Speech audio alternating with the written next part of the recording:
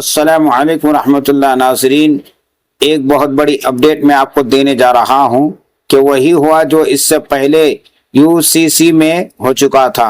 تب بھی مسلمانوں کا جذبہ دیکھ کر حکومت کے ہاتھ پیر پھول گئے تھے اور ای میل کی بھیجنے کی آخری تاریخ اچانک بڑھا دی گئی تھی تاکہ مسلم مخالفین کو بھی زیادہ سے زیادہ میل بھیجنے اور اپنی تعداد بڑھانے کا موقع مل سکے۔ بالکل اسی طرح اس بار بھی وقف ترمیم بل کے سلسلے میں رائے دینے کے لیے جوائنٹ پارلیمنٹری کمیٹی نے اچانک تاریخ 2 دن آگے بڑھا دی ہے۔ بہانہ یہ کیا کہ چونکہ رائے شماری کا آخری اشتہار 1 ستمبر کو شائع ہوا تھا، اس لیے 15 دن کی مدت 15 ستمبر کو پوری ہو رہی ہے۔ لیکن حکومت شاید یہ نہیں جانتی کہ ہماری قوم میں جب غیرت اسلامی بیدار ہو جاتی ہے تو وہ ہر رکاوٹ کو بآسانی عبور کر لیتے ہیں۔ پچھلی بار بھی کثرت تعداد کے باوجود مسلم مخالفین ناکام ہوئے تھے اور مسلمانوں کے میل کی تعداد مخالفین سے کئی زیادہ تھی۔ انشاءاللہ اس بار بھی ناکام ہوں گے۔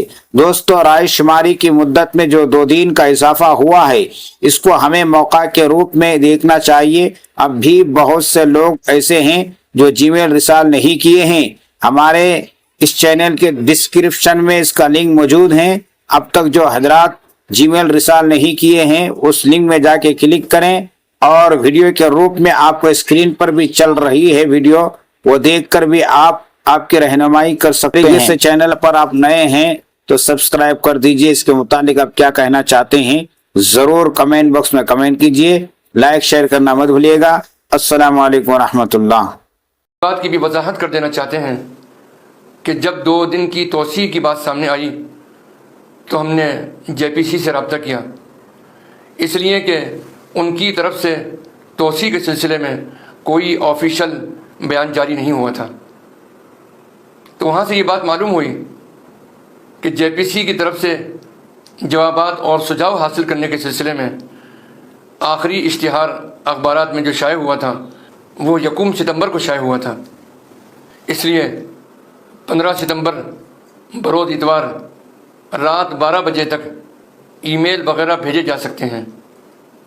لہٰذا آل انڈیا مسلم پرسنل لا بورڈ کی جانب سے یہ اعلان کیا جاتا ہے کہ ابھی ای میل بھیجنے کا سلسلہ جاری رکھیں، اور جن حضرات نے اب تک ای میل نہیں کیا ہے ان سے ضرور ای میل کروائیں۔ اللہ سبحانہ و تعالی آپ کو اس کا بہترین اجر عطا فرمائے اور اس ملی جذبے کو اور خدمت کو قبولیت کا شرف عطا فرمائے۔ آمین ثم آمین یا رب العالمین، والصلاة والسلام علی النبی الکریم، والسلام علیکم ورحمۃ اللہ وبرکاتہ۔